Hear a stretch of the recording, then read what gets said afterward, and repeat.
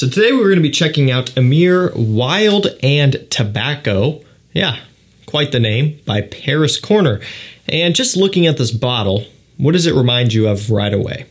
I'm sure some of you have some ideas, and especially if you've been keeping up with the videos where I've been talking about a couple other clones in this line. No shock, Mancera Red Tobacco clone. So we featured Cedrat Essence, which is a great Cedrat Boisé clone. Super Crush, which is an instant crush clone. All the bottles are kind of correlating there in terms of looks. And now finally, this one, Wild and Tobacco, which is kind of a weird name, but it gets the job done.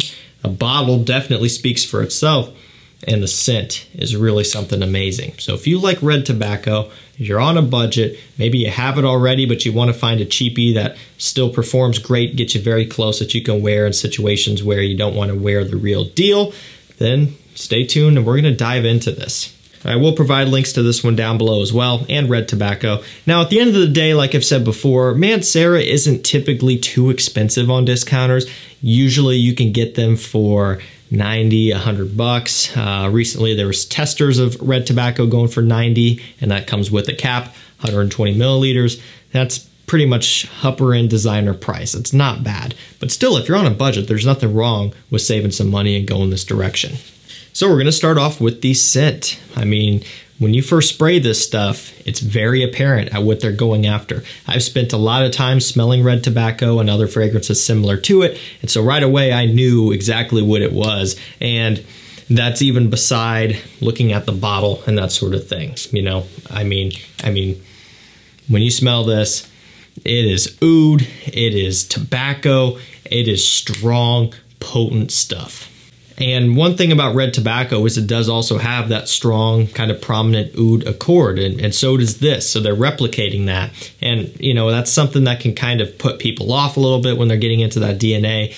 But as it dries down, as it settles down, some of that oud starts to go to the back, more of the tobacco, the red pipe tobacco, and some of the other sweeter kind of cinnamon, vanillic notes start to come to the front. And again, I'm talking the clone and also the real deal. They both behave very similar when you're talking about the progression of these on your skin. So yeah, the oud goes away, the other notes come forward. It just kind of hits you right off the top, but it doesn't stay that strong throughout the entirety. We'll see what we have going for notes here, even though it's not really fully necessary. According to the official Paris Corner website, we have cinnamon, oud, incense, saffron, nutmeg, green apple, and white pear. In the mid, patchouli and jasmine. In the base, tobacco, vanilla, amber, sandalwood, gaiac wood, white musk, and vetiver. So a lot of similarities here, and we all know what the prominent ones are, right? The tobacco and the oud, that can go without saying. What I will say, though, that you do pick up on is actually some of the green apple. It has a little slight bit of a sweet fruitiness off the top.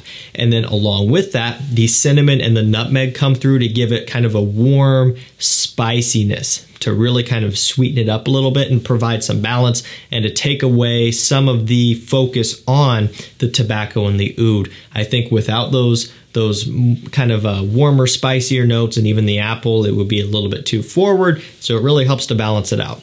What else do we have here? The patchouli and jasmine in the mid. Now the jasmine, I don't really pick up on any of it. I don't pick up really on any of the florals in here. I just think there's too much going on with everything else that you probably can't pinpoint them easily that well, although I'm sure they are there to kind of help even things out a little bit. I'm sure they're doing their job, but that's not what the focus of the scent is. In terms of the patchouli, little bit here and there, it almost kind of gives off a little bit more of a sweet depth to it. And in the base, tobacco, of course, but also the vanilla, like I was talking about a minute ago. As you get further into the dry down, the oud takes a step back, the vanilla starts to come into play, and it gives it a little bit more of a sweetness, a little bit more of a smooth type of smell overall, which again, it gets more mass pleasing and easier to pull off in the dry down. So you got to stick this one out. Same with the original red tobacco. Don't judge it too hard right off the bat. If the opening kind of weirds you out, is a little bit too much for you, give it a chance and you might end up really liking it. amber, sandalwood, guaiac wood, white musk, and vetiver. Don't really get any of the vetiver, never have from this one. I'm talking the clone here. I've been testing it for a while, never picked up on the vetiver. Guaiac wood, same deal, not a whole lot of that. The sandalwood kind of gives off a little bit of a creamy woodiness, but not overly too much. And amber, a little bit here and there, kind of tagging along with that vanilla to give it some sweetness. Now, this is an eau de parfum concentrated scent, and it has great performance, as you can imagine. So I sprayed this one up in the air towards the beginning, as you saw, and this whole time I've still been smelling it. So it kind of acts almost like a parfum in the sense that it creates and casts this huge scent trail. This stuff will get suspended in the air, and you'll be able to smell it for a long time. Longevity is great, usually right around 8, 9, maybe even 10 hours sometimes on my skin. So it might fall a little bit short compared to red tobacco, where that can be a 12, 14 plus hour scent and beyond even. It's a beast mode scent, and if you spray that on clothes ever, you know, it will stay for weeks. So if you don't plan on, like if you spray it on a jacket and you hang it up afterwards, it's not going to go away on its own unless you wash it pretty much. So it's very strong, and same with on skin. This one's not quite to that level, but it's still above average in this price point and a better performing clone than a lot of the other ones out there that are relatively popular. So great performance all the way around, especially for the price. Even the quality is something to be impressed about. You know, it's not as good as the Mancera. It's not a Xerjoff quality scent or anything like that, right? You know, I think we're too easy to get caught up on comparing $30, $35 scents to the quality of the expensive ones. It's just not going to be possible, but it does do a really good job of getting as smooth and as well-rounded as it possibly can.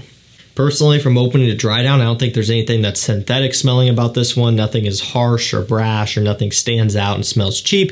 It's very impressive all the way around, and I've been impressed with all of the Paris Corner clones that I've tried so far.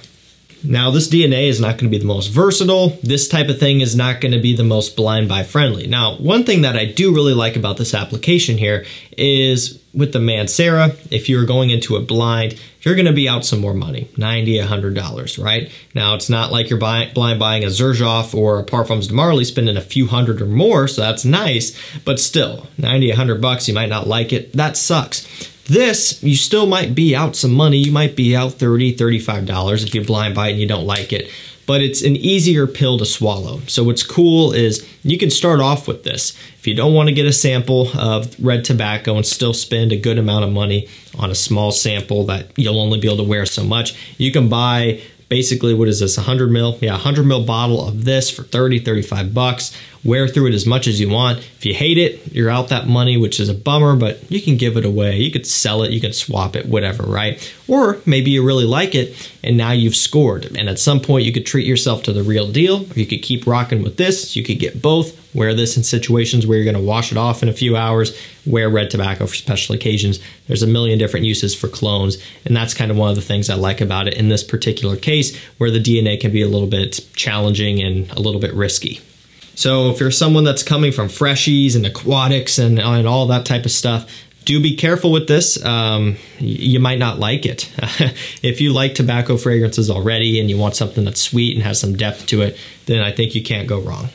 Another impressive one from Paris Corner, really nice stuff, and if you like red tobacco, you're pretty much guaranteed to like this one, so it's a nice little way to save money for you. I will provide a link to this down below so you can get it for the price I was mentioning here in this video, and that's pretty much going to do it for me. Thank you so much for watching. Stay safe, stay healthy. We'll see you tomorrow with another one. Take care.